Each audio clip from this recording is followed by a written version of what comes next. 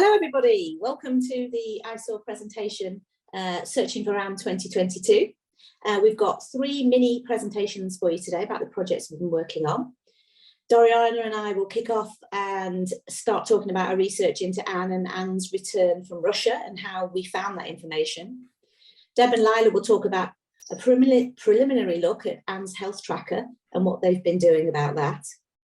Helen, Kerstin and Veronika will talk about how researching Anne took them down a rabbit hole, looking into Eliza Raine's diary. But first of all, next slide, a little bit about ISAW. Why do we do what we do? Our mission is to bring Anne Walker out the shadows and build a lasting legacy for her. We want to tell the fullest story we can about her. We've got a website, insearchofanwalker.com, which we'll mention right at the end. And we've got over 30 contributors to our projects. So what do we do? Research. Well, we've had a very exciting couple of years, finding mentions of Anne in lots of different records, letters, legal papers, etc. But there was nothing more exciting than finding the diary of Anne, which meant for the first time we could read Anne's words written by herself for herself. So as a result of all that research, we now have a booklet, which is a free PDF available on our website, which is going to be updated in the near future with some exciting new finds that we found on the life of Anne Walker. We also do Anne Walker in the Diaries project.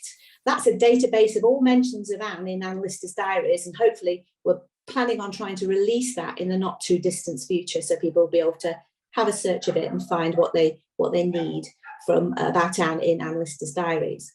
We've got the diary comparison portal. That's a daily side-by-side comparison of Anne Lister and Anne Walker's diaries following the dates of Anne Walker's journal. It's one of the most popular things on our website, and it was a fantastic job done by all the transcribers to get those up online. We have a transcription project where we transcribe letters and legal documents and all kinds of things to do with Anne Walker and her associates. And that can lead us down different paths because we find little mentions of things, little breadcrumbs that hopefully will build the loaf of Anne's life. We also have the Anne's Associate Project, where contributors research her associates, her family and friends. For example, we've got Aunt Anne, Catherine Rawson, William Walker, to name but a few that we've already done, and we plan to do more in the future. So that's all about In Search of Anne Walker. So let's get on to the first of our 3 presentations. Next slide. Anne's return. Next slide. In June 1839, Anne Walker and Anne Lister left Shibden Hall together for the last time. The women set off for a tour of Scandinavia and the Russian Empire, and it was to be their last trip together. Well, in a very brief summary, and if you look at the map on this slide, there's some red dots on there, and it's very rough of their travel kind of map. They travelled first to London, they crossed the Channel. From Hamburg, they went to Denmark, Sweden, Norway, Finland, and in Russia, they visited St. Petersburg and Moscow and went down the Volga and all the way to the Caucasus and Tbilisi and Baku and Kutaisi. They visited lots of other places too. And if you're interested in what they did on their last journey, Dorjana is doing a session on Sunday here at the Research Summit to talk about more elements of this trip. You don't want to miss that. It's fantastically researched. Anne Lister died in Kutaisi on the 22nd of September 1840. Now, her diaries over that period have not been found, so the details of the next few months are few. However, from some new evidence found by Lika Kapanatsa, a Georgian researcher found in the actual Georgian archives, Anne Walker made it known to the local authorities that she wanted to bury Anne Lister back home, and she was advised to use a Georgian port for transportation. So that got us thinking. What did we already know? Well, we knew from records that in the National Archive that Anne arranged through her lawyer William Gray and his family friend Broderick, a lawyer in London, for the body of Anne Lister to be returned by boat from Trebizond on the Black Sea via Constantinople. The newspapers say her body returned to Halifax in late April 1841. We also know Anne Walker was in Moscow on the 17th of December 1840. The very famous Go On Fearlessly letter to David Booth regarding arrangements for her tenants over Christmas was written on that day and stated that it was from Moscow. So it's clear that she travelled back to Moscow, most likely to pick up what she'd left behind in their carriage. And from letters found again in the National Archive, we know she was back in Halifax by the 19th of February 1841, from some letters dated on that day, addressed to Anne Walker, that she replies to on the 20th of February. So we wanted to know more about Anne Lister's death and about what happened with Anne. We didn't know how Anne got home or by what route. So how do we go about finding out this information? Dorjana, next slide. So we wanted to find out more about how Anne Lister's body was transported back home from Kutaisi, and also how exactly Anne Walker returned to Moscow and then from Moscow back to England. We thought of searching through consular diplomatic correspondence and other documents that were produced by and for several British diplomatic missions in the Russian and Ottoman empires for any mentions of Anne Walker or Anne Lister. These historical Foreign Office documents from consulates and embassies are kept at the National Archives in London, so that is where we went on several occasions. Now, why did we search these documents? Well, we thought that perhaps some consular help was involved in the transport of Anne Lister's body, so we checked the papers of the British consulate in Trebizond and the embassy in Constantinople. Also, Anne Walker had traveled to the Russian Empire on a joint passport with Anne Lister. We were convinced that now that Anne Lister was dead, Anne Walker must have requested a new British passport for herself in order to be able to return home from Russia. This she would, of course, have obtained from a British consulate or embassy. So we checked the documents from the St. Petersburg embassy and also the Odessa consulate, given some possibility that she might have passed through Odessa on the way to Moscow, rather than tracing her and Anne Lister's footsteps. There was also a chance that Anne might have communicated with the St. Petersburg consular officials, at least one of whom she would have met back in September 1839, to perhaps help her get back home. However, having gone through all the papers from the relevant period, we found nothing about Anne or Anne. But in the meantime, Diane had a brilliant idea. She thought that perhaps Anne's relatives might have sent someone to fetch her from Moscow. And Diane, can you expand on that? Next slide, please. Thanks to the brilliant work of Anne Lister Italia confirming that after the death of Anne's brother in Naples in 1830, that two people were sent out to bring Fanny Walker, née Penfold, and her travelling companions back home to England, it made sense to us that someone may have been sent from England to bring Anne back. So we decided to look for passports issued in London for travel. That was in the National Archives. On a side note, this particular passport book we looked at really is something else, with lots of entries, including Anne Lister, the Walkers when they went on their honeymoon, and lots of names familiar in Anne Lister's world, as well as many famous people's names as well. But we struck gold, because on the 10th of November 1840, as you can see on this slide, Captain George Mackay Sutherland was given a passport in London to go to the continent. So just after a week after Anne Lister's death appears in the Halifax Guardian newspaper, George is getting a passport to travel to the continent. And we haven't found evidence that he was a traveller. He doesn't appear in this book before this or after, or even that he had business interests in Europe. So as we knew that this entry itself didn't prove anything, we knew we needed to dig deeper. Dorjana, new slide, please. Having found nothing in the consular papers, we took a different tack.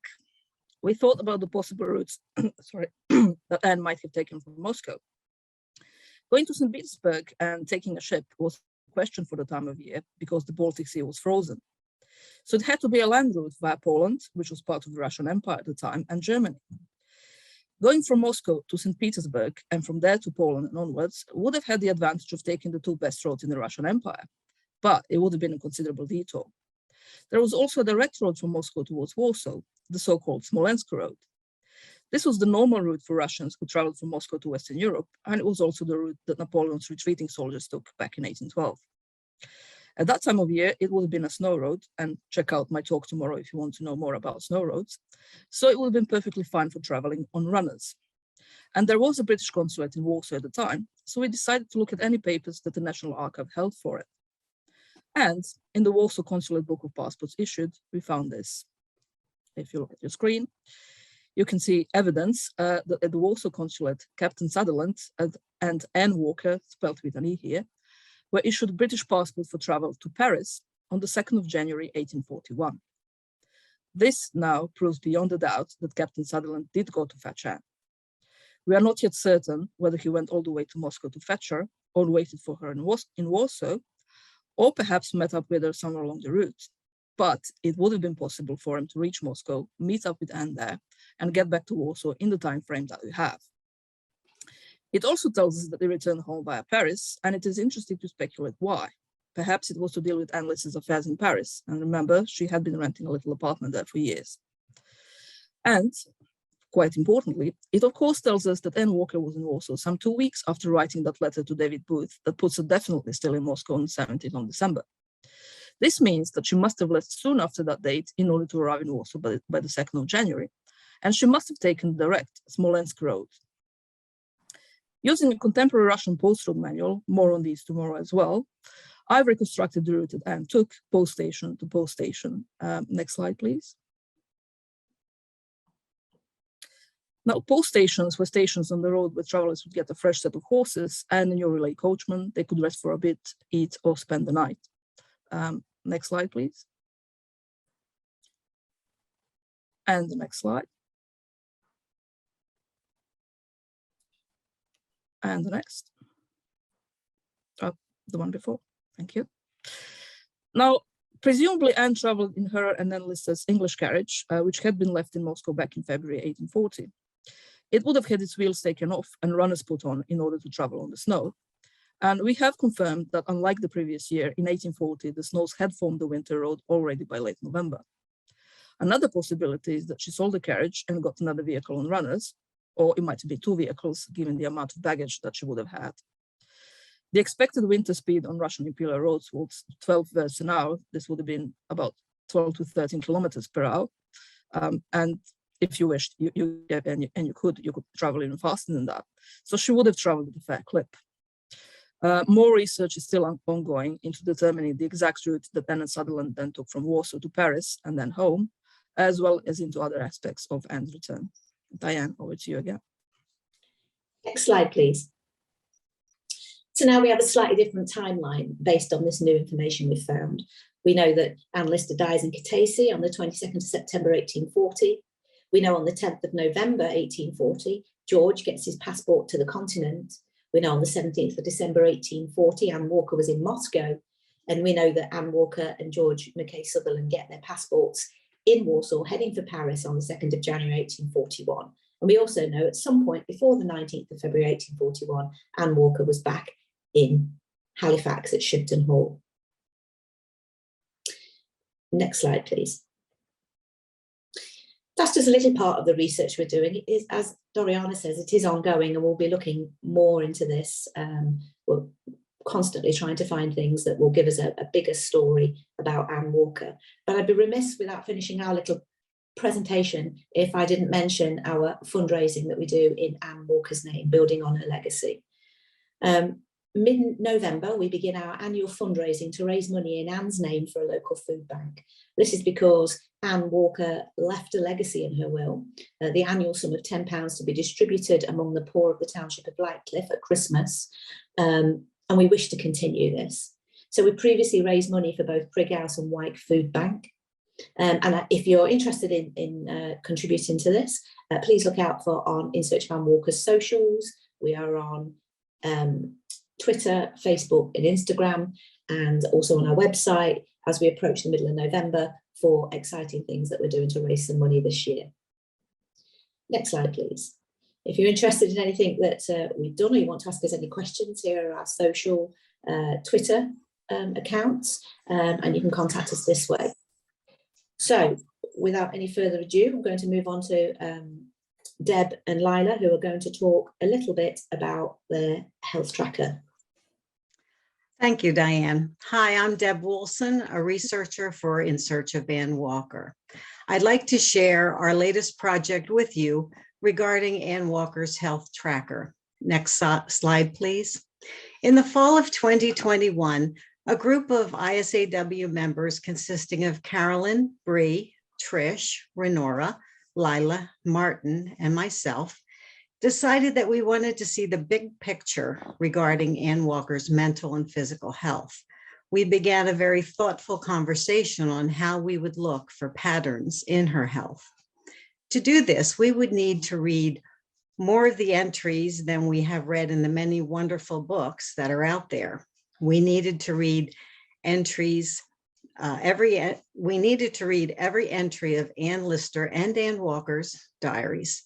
Thank you to Jane Kendall, Frankie Rea, and Leila Straub, whose transcriptions we used for this project. Next slide, please. We did not and are not in any way diagnosing Ann Walker. We decided to do a preliminary tracking of mental and health mentions to see if we saw any patterns. So I'd like to share that methodology with you. Several members of our group read every day of both diaries, starting in July 1832 through August 1840. It was only by doing this comprehensive day-by-day research, looking for indications of health issues, that we were able to identify any patterns. We documented our findings on a tracking spreadsheet created by Renora. Reading the entries allowed us to put into context what was happening in these women's lives. After we read and documented the health issues for each year, other members of our group would review it. There were times when we weren't sure if it was mental or physical issue, so we'd mark unclear. And both the reviewer and the primary researcher would discuss that entry and come to a conclusion if they could. If the researcher disagreed with any of the preliminary findings, they discussed it and again worked toward a united conclusion. Then each of us reviewed all the years to familiarize ourselves with all the diary entries. Doing all of this allowed us to put aside the days where there were no mentions of mental health issues.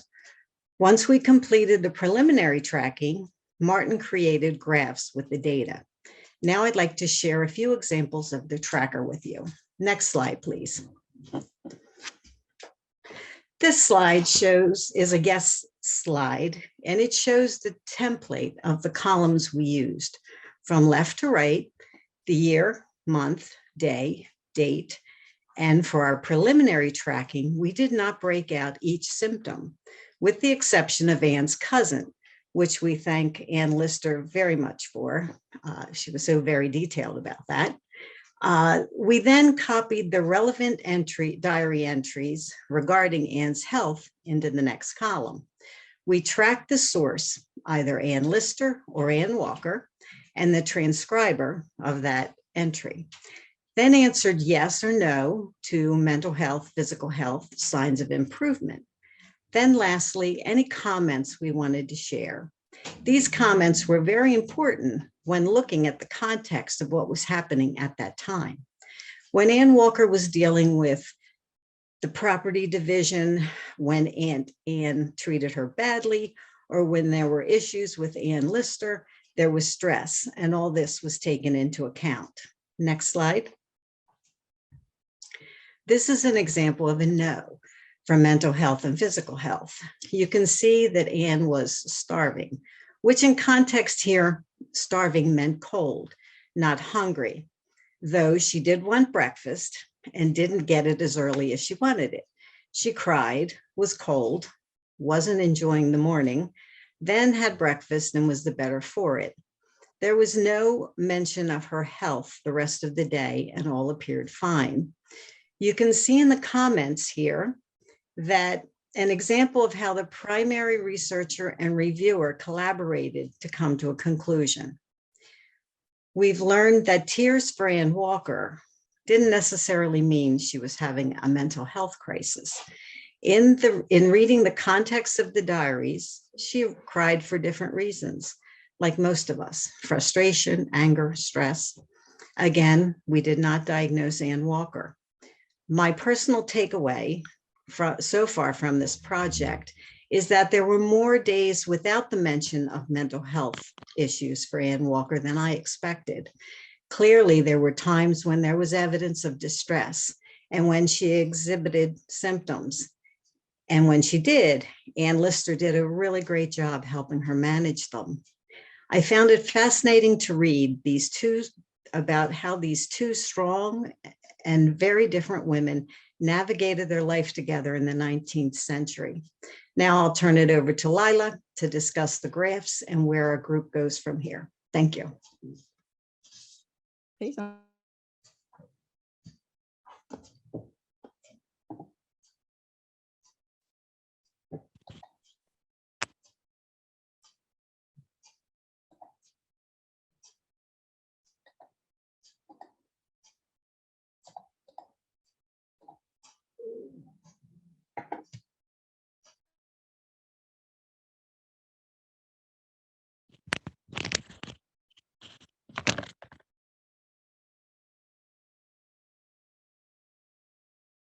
You have enough plate?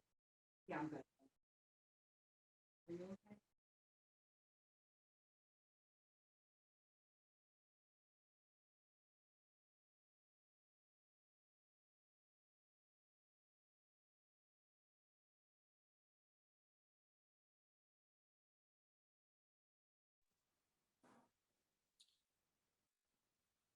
It looks like we seem to have lost Leila. And so what we will do is we'll give it a minute if you're quite happy to wait to see if Leila comes back. I think she's lost a connection. If she's not back, we'll park this here. We'll go to Eliza Raine diary and then we'll come back to that, if that's okay with everybody. We'll just give it a minute to see if Leila comes back. In the meantime, look at these amazing colours on this graph. Can you see me again and can you hear me? Ah, she's back. Okay, sorry, my internet cut out. Hopefully it works now. So where was I? Yeah, so the physical health is somewhat present throughout the years. The mental health seems to come and go in these three major phases in 33, 36, and 39. And like Deb said, we did not yet in these graphs, in that version of the tracker, differentiate between the different symptoms. So in physical health, there's everything from back pain to neck pain to Anne Walker having a cold or taking medicine and feeling bad because she took medicine. That's why we're planning to do a more detailed tracker. So next slide, please.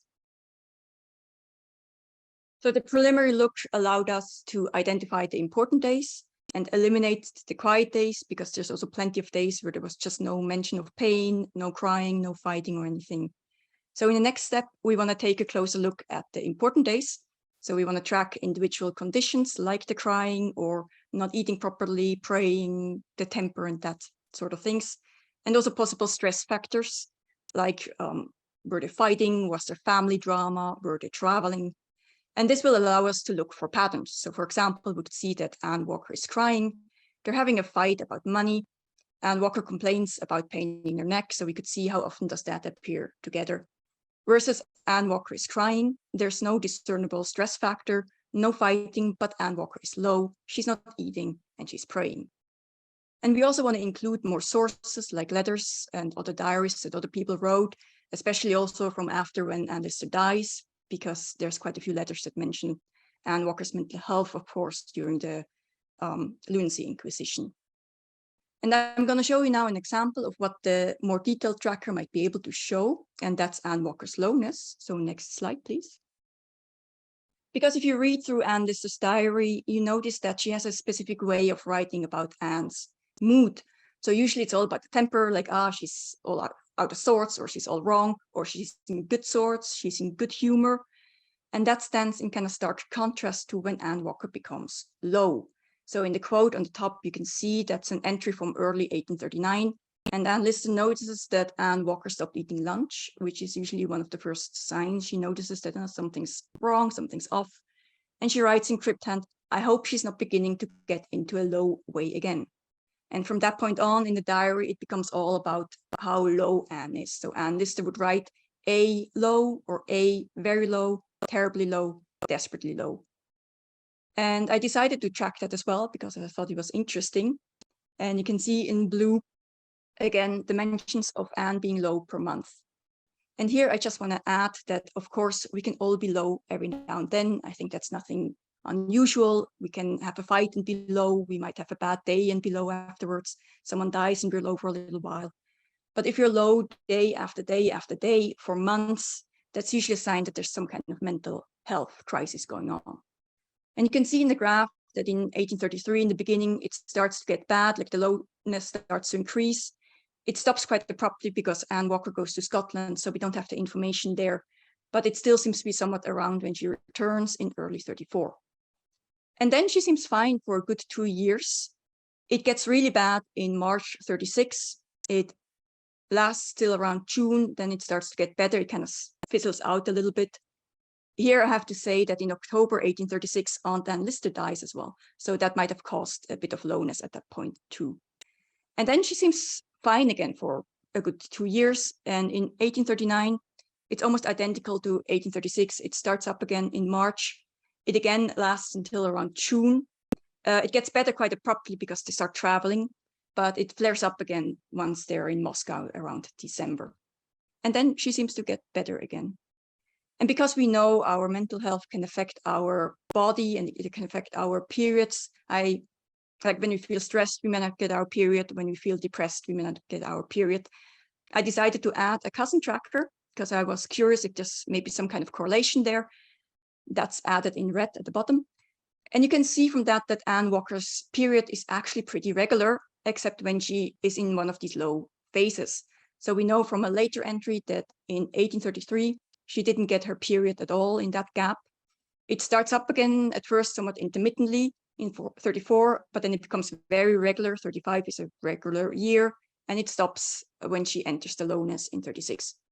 And once she starts feeling better, it kind of starts up again at first intermittently, again becomes very regular. 1838 is a very regular year again, and then it starts, it stops in 39 when the lowness starts again, and then kind of starts up again. So just based on tracking these two conditions, you can already see that there's evidence that there was some kind of mental distress happening in 33, 36, and 39. And I know from reading through these periods that it also coincides with Anne not eating properly, with the praying, like there's increased guilt and all that.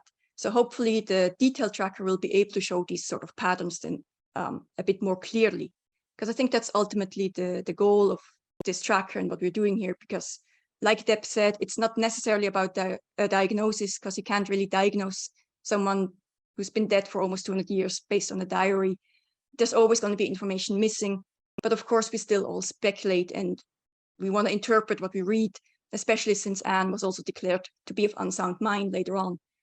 And I think the point we're trying to make here is just if we do speculate or if we do talk about it, it's important to consider as much information as we can. We can have to consider the full picture because it affects everything. If Anne goes into one of these low phases, it affects her behavior. It affects Anne Lister's behavior because she essentially becomes a caregiver in these months. It affects their relationship. So I think that's important to remember. But what's also visible in these graphs that we showed you now is that there are months, if not years, in which Anne Walker was relatively healthy and free from mental distress. And I think that's just as important to remember. Next slide. And this is the contact information if you want to contact Deb or myself. And with that, I'll hand over to the next group. Thank you, Deb and Leila, and welcome to the Misadventures of Anne Walker research presentation. One of the most exciting things about working with Diane is that you never know what you're going to tackle next. When Diane asked for volunteers to transcribe Eliza Raine's diary, Kerstin, Helen, and I jumped at the chance.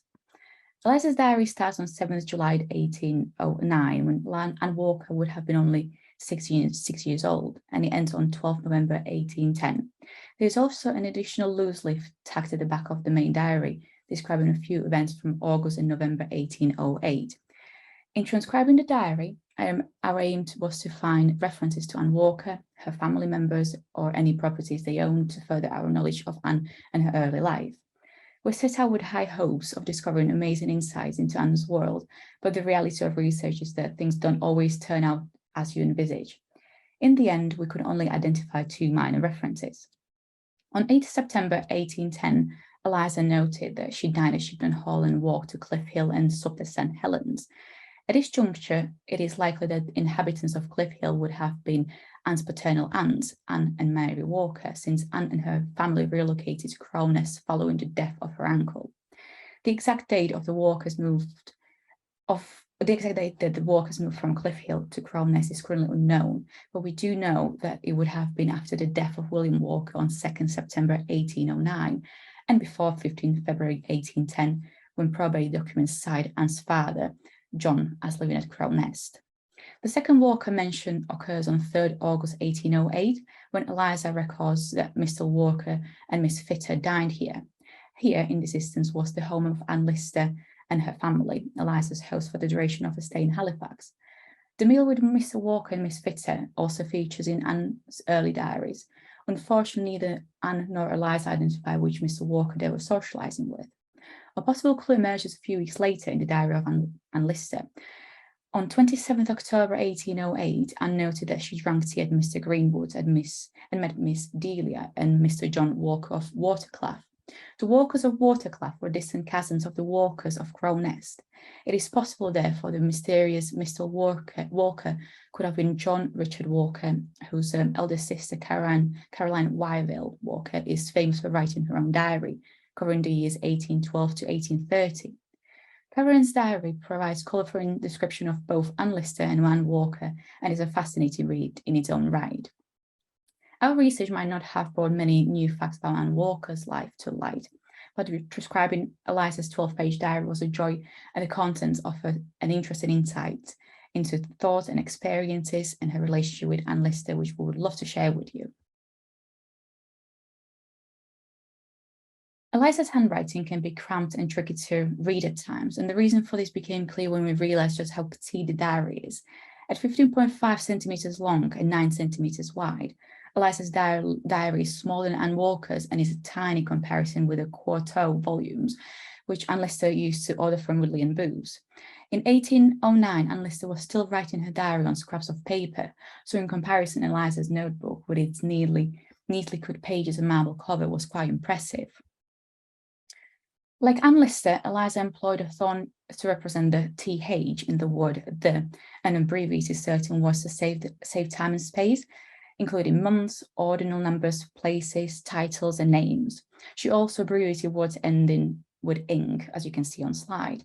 Other little challenges included working out whether Eliza had written H or W, a capital E or C, and learning to identify her R's from S's.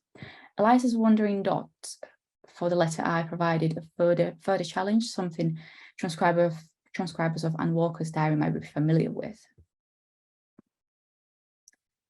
Eliza's diary covers a range of subjects, from her relationship with Anne Lister to observation about her own health and that of others, her travel and social engagements, national events, and notes relating to births and deaths. To our amusement, Eliza was not averse to commenting on weather, although she appeared to travel with globes rather than a thermometer, and like Anne thought it was worth acknowledging a clear, fine day. The main diary opens in July 1809 and delivers a sparse account of Eliza's trip to Scarborough with Anne and her mother Rebecca. The entries are short, factual, and devoid of any emotion, even when remarking that Anne and Rebecca had to return to Halifax to take a last farewell of Miss Lister of Shipton Hall, who was dying. The diary entries pinpoint key moments in Eliza's life, moving from Duffins to her cousin, Lady Crawford's home, her fraud interaction with Lady Crawford, and Eliza's subsequent determination to quit her company. Eliza's distress at lapse in Anne's correspondence is clear, but there is only painful understatement regarding the fate of her sister, Jane, when she observes on 27 February 1810, "I heard from India." Over time, Eliza's diary becomes more detailed with longer, more descriptive sentences.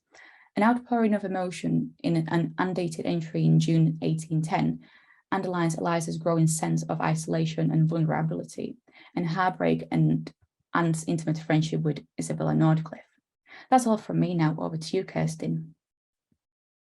Thank you, Veronika. Next slide, please. So I'm Kerstin. I'm going to talk about Eliza's social life as she describes in her diary. And Eliza's diary features a litany of names familiar to readers of Anne Lister's diary, since their social lives were closely entwined. So, and the diary depicts 4 main centers for Eliza's social life. It's Halifax, where Eliza was a frequent visitor to the home of Anne Lister and her family, It's Doncaster, where Eliza spent an unhappy 2 months with Lady Crawford, Red House in Nunmonkton, which was the country establishment of William Duffin and his wife, and York, where Eliza lived with the Duffins at their home on Micklegate. And it was in York that Eliza and Anne were introduced at the assembly rooms on the 18th of December 1809, and where a few days later they listened to a performance by the renowned opera singer Madame Catalani. Throughout the diary, Eliza enters her social interactions in a perfunctory fashion, as you can see from our selection of quotes. And occasionally, Eliza offers a little extra information. For example, Mr. and Mrs. Todd came, very nice people, or even a hint of emotion when she leaves the Mr. Duffins, according to her, forever at 10:15 in the morning. So she provides a running commentary on the movements of those within her social circle, but she also records local news. And of all the birth and death announcements in her diary, one that really made us laugh was on the 9th of September 1809, when Eliza states, Mary Jackson, a better sort of servant in Mrs. Duffin's family, died as composed as possible. Next slide, please. And Anne, or Miss Lister, as Eliza usually refers to her in the diary, is without doubt the center of Eliza's world. The majority of her diary entries are dedicated to interactions with or news about Anne and her family. When she is in Halifax, Eliza regularly accompanied Anne on visits to her aunts and uncles at Shipton Hall and Northgate. And she was also privy to Lister family dramas, for example, when she witnessed an unpleasant altercation between Rebecca and her daughter on the 22nd of August, 1810. The depth of her attachment to the Lister family is underlined by her distress at the serious illness and subsequent death of Anne's younger brother, John, in January 1810. And Eliza's diary, which largely consists of one-line entries until this point, suddenly bursts into life with a declaration, memorable day, a most distressing letter from Mr. Lister of John's illness. Eliza records Anne's hasty departure from York to Halifax to be at John's bedside, the correspondence between them regarding John's progress, and then the sad news of his death. Poor John Lister left this world of care. His disorder was an inflammation on the brain, and at 3:05 in the morning, he expired. She does not attend John's interment, but she notes that his coffin was laid on his Aunt Martha's, and Martha being the Shipton Hall aunt who had died a few months previously in August 1809. And a few weeks after John's burial, Anne returns to York and she accompanies Eliza on the first leg of her journey to Doncaster, where she's to join Lady Crawford. But unfortunately, the arrangement proves unbearable. And Lady Crawford's moods are described as fractious and very unmanageable, and her insulting behavior towards Anne during a brief visit in early May contributes to Eliza's determination to leave. But thanks to Anne, Eliza secures accommodation at the home of Halifax resident Miss Grace Mellin, arriving there via mail coach on the 21st of July, 1810. Next slide, please. Now, shortly after her relocation to Halifax, Eliza's entries reveal the complexities of her relationship with Anne. While dining with the Listers at St. Helens on the 9th of August, Eliza hears an account of the amiable Isabella Norcliffe. Well, she does not relate the discussions which inevitably ensued, but a few days later, a note in code reveals that all has been made up. But 2 days later, there's another difference of opinion between Eliza and Anne, which is resolved before the end of the day, but leaves poor Eliza exceedingly ill. The next coded entry appears to draw a line under the matter, and it's quite well known. My husband came to me, and finally a happy reunion was accomplished. Any underlying tensions between Anne and Eliza are swept aside when Eliza is taken ill on the night of the 6th of October, only for Anne to develop what Eliza defines as scarlet fever, the following day. She's very worried about Anne. Her handwriting becomes rushed and scruffy, and her entries considerably longer as she charts Anne's symptoms, the remedies applied, and her gradual restoration to health. So when Rebecca notifies Eliza that Anne is on the mend, she dashes to St. Helens, where she's delighted to find Anne in good spirits. But her devotion to Anne is not universally appreciated, with Dr. Alexander scolding Eliza for seeing her so soon. And fueled by an interesting combination of chocolate, broth, and rice puddings, Anne bounces back on the 14th of October, as you can see from our quote. So Eliza's account of Anne's illness and recovery is not the only reference to bodily afflictions. Her diary is littered with observations about her personal health. Every cold, sore throat, and cough is recorded, and yes, there's even a bowel complaint. Eliza does not confirm the cause of her illness on the 6th of October, but she does reveal the cure. I took an emetic and a period, both operated. Thankfully, we are spared the details. And that's it from me, and I hand over to Helen. Thanks, Kerstin. Right, so when Eliza is not spending time with the listers, writing about her latest cough, or dining with local families, she can be found reading a variety of literature, learning French, and attending scientific lectures. Eliza mentions 2 novels in her diary, Geraldine Falkenberg by Sarah Harriet Burney, and Zafloya or The Moor by Charlotte Dacker. Although Eliza does not comment on the contents of these books, it's noticeable that they both feature Black characters. Zafloya was published in 1806 and caused controversy at the time due to its portrayal of female sexual desire, interracial relationships, and the subversion of racial and gender norms. While Zafloya underlines early 19th century paranoia about the erosion of white hegemony and cultural values, Burney's Geraldine Falkenberg addresses racial discrimination. Reactions of the novel's characters to Caesar, a shipwrecked West Indian house slave, reflect diverse contemporary attitudes to Black people, from disgust and rejection to pity and appreciation. One can only imagine Eliza's thoughts upon reading this material and wonder at any parallels she might have drawn with her own life as a biracial woman living in provincial England. While her diary suggests that Eliza was accepted in York and Halifax society, racism lurked beneath the surface, as Miss Marsh's later correspondence to Anne Lister revealed. Returning to happier times and to the Halifax social scene, Eliza attended 2 lectures on astronomy held at the local theatre in August 1810. The lectures were part of a series of 3 given by R.E. Lloyd of London, who toured the country with his grand transparent orrery, a 21-foot model of the solar system. Lloyd sought to attract a range of people to his lectures, the gentleman, the scholar, and the man of business, but first and most importantly, the ladies. Eliza was certainly not the only lady in attendance. She bumped into Miss Bramley at one lecture, but we cannot be sure whether Anne was by her side. Anne's diaries covering this particular period have not survived. What we do know is that Anne studied astronomy from an early age, and there's evidence of Anne reading a host of books and attending various lectures on the subject throughout her life. Next slide, please. Eliza's links with astronomy do not end with Mr. Lloyd's lectures. One of the first things we noticed when transcribing was that Eliza intermittently inserted a range of symbols throughout her diary. Some of the symbols were familiar, others more obscure. We soon established that Eliza was using signs for the moon, Mars, Mercury, Jupiter, Venus, Saturn, and the sun, but we couldn't work out why. We searched nautical almanacs for 1809 and 10, suspecting that Eliza was recording astronomical events, but none of the information tallied. After much Googling, the mystery was solved.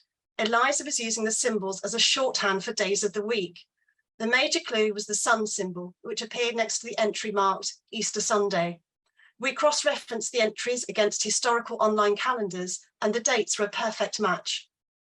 Allegedly, it was the Babylonians who decided there should be 7 days in a week, based on their observations of the 5 planets, plus the sun and the moon, and the concept caught on with the Greeks and the Romans. The Romans subsequently called the days of the week after the 7 celestial bodies, which also bore the names of their gods. In turn, these Latin words inspired the days of the week in various European languages. The evolution of written symbols for the planet started with the Greeks, was expanded by the Byzantine Empire, and continued into the Renaissance.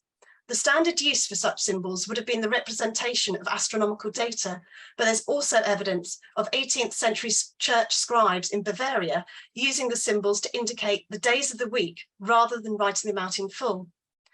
Now, we may never know what prompted Eliza to use this system, but we were rather thrilled to learn that she had her very own code. Next slide, please. Now, speaking of codes, Eliza's diary contains the same crypt hand as that employed by Anne in her journals from 1808 onwards. Eliza uses the code to record sensitive information in 4 brief entries in August 1810, which Kerstin referred to earlier in her slides. As you can see from our first screenshot, Eliza applies the crypt hand in the same way as Anne, barring minor handwriting differences. The curious thing for us was the appearance of the 3 question marks on the left-hand side. What, if anything, did they signify? To cut a very long story short, an investigation of Anne's early diary pages suggests that the 3 question marks represent Anne, or at least a pet name for her, while another symbol, 3 exclamation marks, indicates Eliza. The second screenshot is an extract from Anne's diary in November 1808, when the crypt hand was in its infancy, and Anne was still separating each coded word with a comma, a technique she abandoned fairly quickly. Anne records Eliza leaving the listers on Tuesday the 8th, and the following day this coded sentence appears, describing Anne's grief at Eliza's departure. The 3 exclamation marks can only refer to Eliza. Nothing else makes sense. Next slide, please. The 3 exclamation mark symbol for Eliza is also a feature of Anne's mature diaries, although you need to read the index pages to see it in action. On the 5th of July, 1819, Anne notes in her main journal that her conversation with Isabella involved talking of Eliza Raine, her giving me up to Tib, and then not liking Mariana, and not being able to bear the idea of Pye's rivaling Tib in my regard. Here, Eliza's name is written in full in crypt hand. In the index section, however, Anne simplifies the matter to IN, Isabella Norcliffe, walked to Halifax. 3 exclamation marks gave me up to Tib. Once again, there's no room for interpretation. The symbol indicates Eliza. The same pattern is repeated on the 12th of December, 1820, with the main diary entry spelling out Eliza's name in code and the index section employing the 3 exclamation marks. Many of you will be aware that previous research has raised the possibility of Eliza being the inventor of the crypt hand rather than Anne. Now, the basis for this theory rests on a coded fragment dated the 30th of August, 1814. The subject of the gossipy note is Tib, who obviously feels left out because she can't read the code in which Anne and Eliza are corresponding. Tib's curiosity leads her to declare that she will get 3 exclamation marks to teach her my alphabet. The author of the theory asserts that the 3 exclamation marks are shorthand for Anne Lister, and that Eliza is the one talking about my alphabet. Based on the evidence that we've seen so far, we believe the opposite to be the case. The note is in Anne's hand. She refers to both her mother and her sister in the text, and the 3 exclamation marks refer to Eliza rather than Anne. Anne's relationship with Eliza undoubtedly inspired the need to communicate in secret, and Eliza was as proficient as Anne in the application of the code. But as far as we can tell, Anne Lister really was the inventor of her own crypt hand. Next slide, please. So there we are. If you've got any queries, please feel free to contact us. And now back to Diane. Well, everybody, if you've got any questions about anything that we've done or spoken about today, please put them in the chat. I've got a couple of questions already, so let me just put those to. So Dorjana, I've got a question for you. Is there anything more about Anne's passage in Paris on her way back home as Anne Walker? Not as yet. We are looking into it, but we haven't found anything yet. We are hoping to find something. Excellent. And there was a question about involving the professional in the respective areas of medicine or history of medicine to help contribute with the mental health research. Leila, did you just want to comment on that, or what? Yeah, sure. I mean, I I have a PhD in psychology. It's not the clinical psychology, but it is about behavioral psychology. So I have my fair share of theories, what it is or what it could be. But like we said, we don't want to diagnose, at least not right now. I think it's better if we wait till the tracker is done so we can also really have the evidence to show. So I would say look out for a blog later on down the road, if that's okay. Thank you. And so, Helen, question for you. Can you confirm that it was Eliza or Anne who invented the crypt hounds, do you believe? Yeah, we think it was Anne. From what we've seen, the evidence, it was Anne. And also, do you have any plans to take your Eliza Raine research further? I know it was a rabbit hole looking for walkers, but do you have any plans to take it any further personally? I think we're a bit hooked now. Yes, I think we'll carry on down the rabbit hole if we can. Any spare time we've got, yeah. Excellent. Does anybody else have any more questions for us?